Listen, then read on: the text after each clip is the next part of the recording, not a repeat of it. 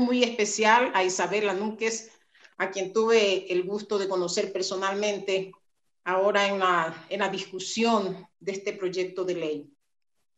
Para decirle, Isabela, que sin duda el haber vencido el miedo, el temor, ha hecho que superes al abusivo y que esa personalidad, que esa actitud va a motivar a otras mujeres y a muchas jóvenes, adolescentes y niñas que guardan silencio por temor, por miedo, pero lo más doloroso, por vergüenza.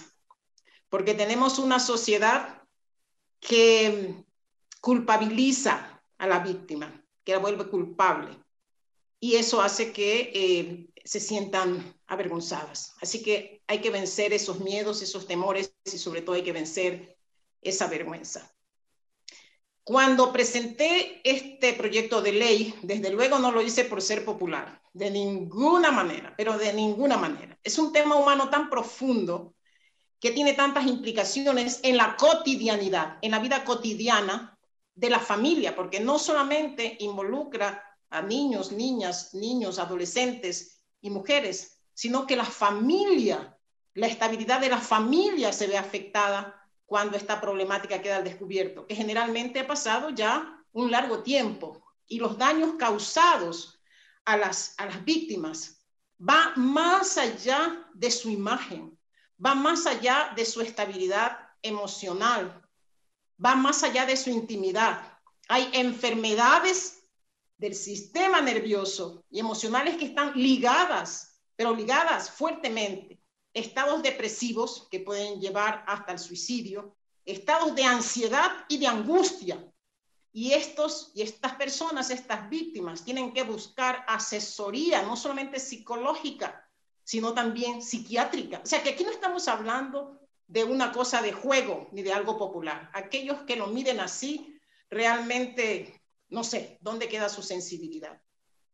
Yo quiero decir que desde hace varios años vengo siguiendo la problemática que se da. Y digo yo desde la cotidianidad, porque sucede en la familia, cuando los padres de familia, las madres de familia, no hemos alcanzado antes, y menos ahora, a supervisar y a tener control sobre todo lo que nuestros niños ven y hacen a través del internet, a través de la web, a través de las redes sociales, en el intercambio con sus pares, con sus compañeritos, con sus amigos, pero también navegando por esta web que tiene una inmensa información que los adultos de manera especial desconocemos, porque apenas navegamos por el 10% de esa información.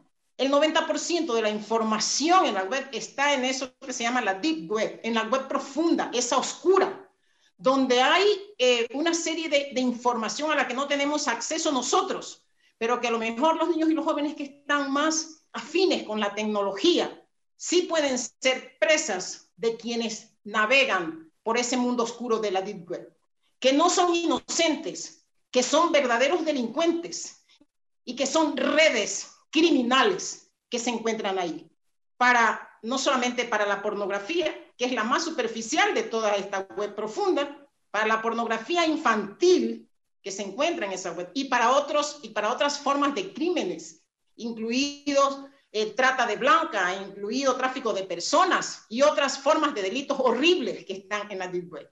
Los padres de familia no tenemos la capacidad suficiente para saber en los ratos libres, mientras estudian a veces, los jóvenes pueden navegar y pueden ser presas de estos delincuentes y de estos criminales. Pero digo que desde la cotidianidad también está pasando.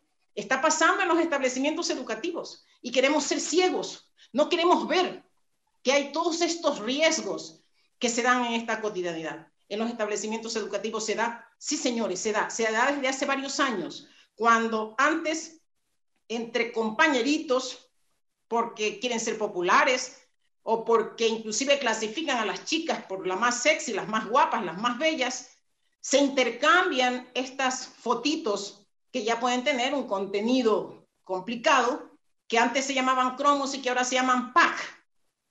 Pero lo más riesgoso de todo este intercambio que se da y que se seguirá dando porque es parte ya de la vida moderna, el sexting como práctica sexual, este intercambio normal. ¿Cuándo esto se vuelve peligroso? Se vuelve peligroso cuando el que recibe, que es una iguala, es un par, no siempre es un delincuente de la red, en la cotidianidad puede ser un par, se difunden entre amiguitos. Y yo he conocido en este proceso de investigación a padres de familia recibiendo estos packs.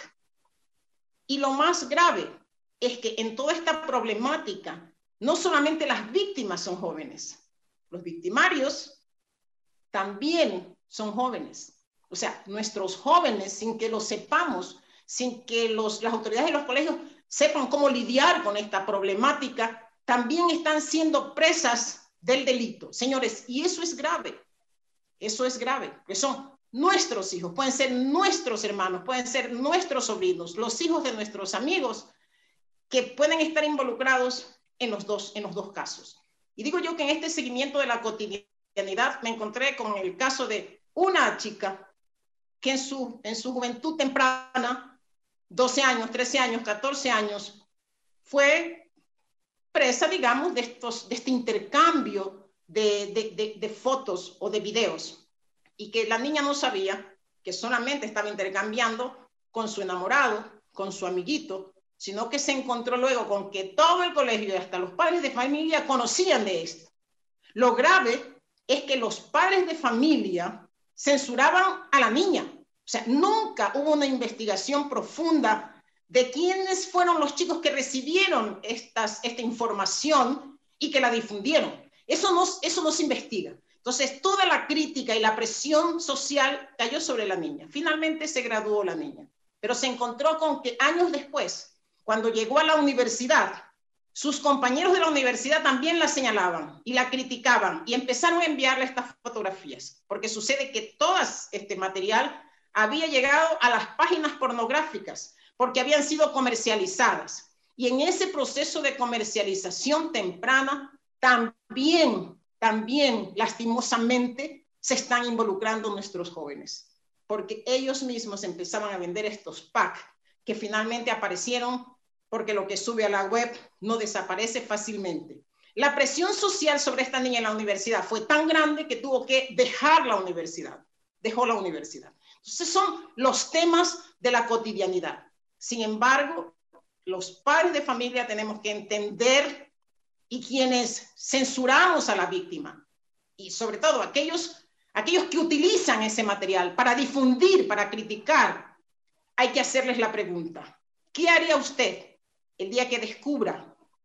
Para los más jóvenes puede ser su mamá, para los que ya no son tan jóvenes, su hija, su sobrina, su hermana, su prima, la hija de un querido amigo, la hija de un vecino, y ahora los varones tampoco se salvan. ¿Qué haría usted? ¿Qué diría usted? ¿Diría lo mismo? ¿Sería capaz de censurar con la misma fuerza? Esa es la gran pregunta que tenemos que hacernos, porque en este momento nadie está exento de esa problemática. Nadie, ninguno de nosotros, directa o indirectamente, o hemos sido víctimas, o podemos ser víctimas en este momento, o podemos ser víctimas mañana. Y es necesario que nos pongamos en esa posición.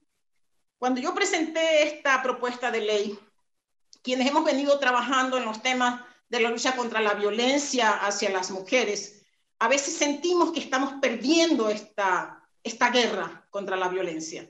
Pero sin embargo no podemos dejar de ver que hay nuevas formas de violencia, que las tecnologías, así como nos ayudan y han venido en el auxilio, sobre todo en esta pandemia, también se han convertido en mecanismos para que los delincuentes, para que los abusivos encuentren otras formas de actuar con una violencia que a veces es sin límite por las implicaciones que ya le hemos dicho antes. Entonces necesitamos ampliar el horizonte y necesitamos que la ley vaya acorde con estos avances de la delincuencia y de las formas de violencia. Necesitamos ponerle un límite a la impunidad.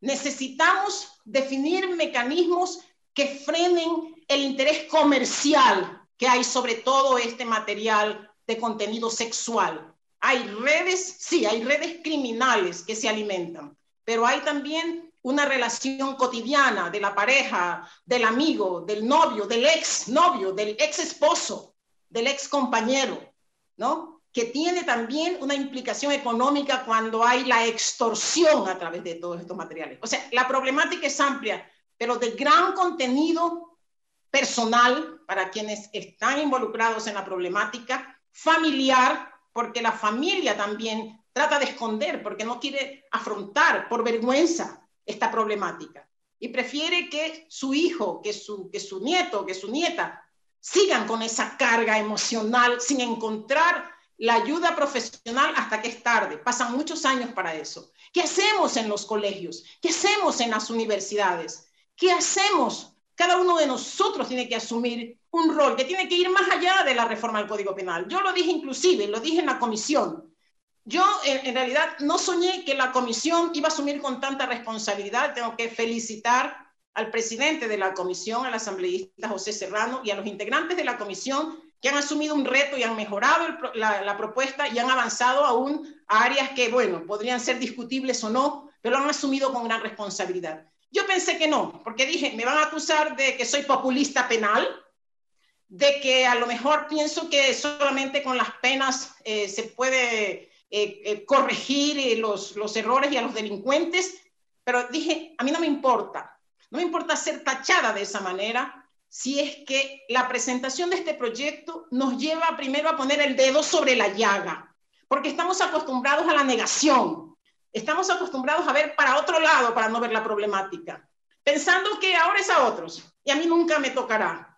Estamos acostumbrados a eso y es hora de hablar, y es hora de hablar fuerte sobre esta problemática, y es hora de actuar fuerte sobre todas las formas de violencia, pero esta va creciendo porque está aliada a estos avances de la tecnología, a esta serie de plataformas, a la acción de las redes que amplifican, que difunden en un solo segundo, con un solo clic, para llegar a millones de personas.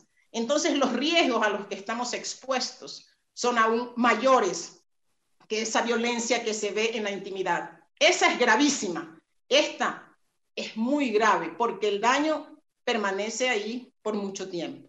Así que mi invitación a ustedes, señores asambleístas, que cuando uno propone una ley, en mi caso y en estos temas, las leyes tienen que, yo digo que tienen un contenido correctivo. Si sirven para la corrección, deben servir para la disuasión y deben servir para la prevención. Cuando se plantea una sanción, ir más allá de los delitos genéricos. Esto es como en salud. Si usted tiene un genérico, un paracetamol, que es bueno para una fiebrecita, que es bueno para un dolor de cabeza, pero que no es bueno cuando tiene una diabetes o cuando tiene un cáncer. Si cuando tiene una enfermedad grave, los genéricos no sirven. Entonces, si en el Código Integral Penal hay genéricos, esto ha hecho que las víctimas no acudan a la justicia ni a las instancias de investigación porque no se encuentran apoyadas, porque no se encuentran entendidas, porque estas personas no están formadas, no han sido capacitadas, no están sensibilizadas sobre la problemática. Por eso es que se habla de la revictimización, porque hay burla, porque hay mofa, porque hay el interés malsano de ver, déjame ver el material. O sea, ¿eso sucede? Sí, eso sucede. No nos contó Isabela lo que ha vivido a nivel de la justicia, pero si la gente calla es porque no se siente apoyada y no siente que hay un espacio para ser entendida en su realidad. Entonces hay que formar a estos operadores de justicia, hay que tener políticas nuevas y claras sobre estas problemáticas específicas para que los investigadores sepan, y hay que darle a los jueces que a veces no entienden, porque en algunos casos, cuando hay esta extorsión y cuando ha habido todo este proceso de violencia digital sexual, digital, a través de los medios, no ha habido un contacto físico, no ha habido un encuentro físico, todo se hace a través de los medios digitales, tiene que estar especificado así, porque los jueces entienden que esto simplemente es una extorsión. Pues no es lo mismo, no es lo mismo la simple extorsión de alguien que te pidió $1,000 para no divulgar un secreto, no es lo mismo que la sextorsión que vive sistemáticamente la víctima de violencia digital. No es lo mismo. Por tanto, los niveles inclusive que hay que poner, agravantes que se dan en la problemática, no es lo mismo, no entran en el genérico. Por tanto, lo que brilla en estos casos es la impunidad. Por eso, en el caso de Isabela, como nos contó, el juez determinó no, la prisión preventiva no es necesario. 7 años de abuso profundo de una niña que empezó a ser abusada a los 16 años, a edad temprana, no era necesario. Y entonces él queda libre y vive muy cerca de su víctima, la expone. Ahí viene la revictimización, porque la justicia no está actuando de manera oportuna. La justicia no le está dando a la problemática ni la extensión, ni está valorando el gran daño que ha causado a la víctima. Porque se queda en una simple extorsión. Claro, le pidió $600 para no divulgar las fotos. Señores asambleístas, estamos obligados como legisladores a legislar para eso. Y vuelvo a insistir, no solamente por las medidas correctivas que evitan la impunidad, porque el que comete un delito tiene que tener la sanción de acuerdo al daño causado a su víctima. No es lo mismo dañar a un adulto que dañar a un niño y a una niña. Y no es lo mismo dañar a una persona adulta sana, mentalmente sana, que a una persona con una discapacidad. Todos esos mecanismos son agravantes. Y no es lo mismo la pornovenganza que la comercialización de todo ese material para causar un doble daño a la víctima. Todos esos tienen que ser agravantes y no pueden ser considerados en un simple genérico. Es la hora de actuar, es la hora de modernizar, es la hora de adecuar la ley, porque vuelvo a insistir, si la ley de manera concreta determina el delito, establece sanciones que estén acordes con el daño causado, seguramente van a servir también de medidas disuasivas, porque ahora sí les vamos a decir a nuestros hijos, que los tenemos que educar, a nuestros estudiantes, que difundir ese material es un delito, que el joven esté expuesto, tiene que saberlo, tiene que conocerlo, y saber que está sancionado en la ley sirve de medida disuasiva. Y es preventivo, sí, porque ya llegó el momento que a partir de esta ley, las madres de familia, los padres de familia, hablemos con nuestros hijos. ¿Hasta cuándo los temas sexuales van a ser tabú en nuestra vida? Tenemos que hablar con nuestros hijos, tenemos que hablarles del riesgo que significa el intercambio de este material, que si se lo hace, habrá que buscar los mecanismos seguros para hacerlo. Tiene que saber nuestro hijo, tiene que saber nuestra sobrina, tiene que saber nuestra hermana y nuestros hermanos, todos tienen que conocerlo. Entonces, este mecanismo de prevención es de todos, en la casa, en el colegio, los profesores tienen que saber abordar esos temas, los rectores, las autoridades, en las universidades, cómo vamos a orientar, cómo vamos a afrontar esta temática, cuál es el rol de los medios de comunicación para prevenir. O sea, hay que movilizar a la sociedad en su conjunto a partir de todos estos elementos. Y ahí la ley es una herramienta, es un instrumento que sirve también para profundizar en estas realidades. Dicho eso, muchísimas gracias, señor presidente, nuevamente a la comisión. Yo, con toda la confianza, pienso que para el segundo debate tendremos entonces una ley mejorada a partir de las opiniones y de las observaciones, pero por favor, que seamos lo más concretos y objetivos posibles en reconocer que no es una moda y que todos estamos involucrados en esta problemática. Muchísimas gracias, señor presidente. Muchísimas gracias, colegas asambleístas. Escuchamos la intervención del asambleísta nacional Mae Montañe, quien dijo que los daños causados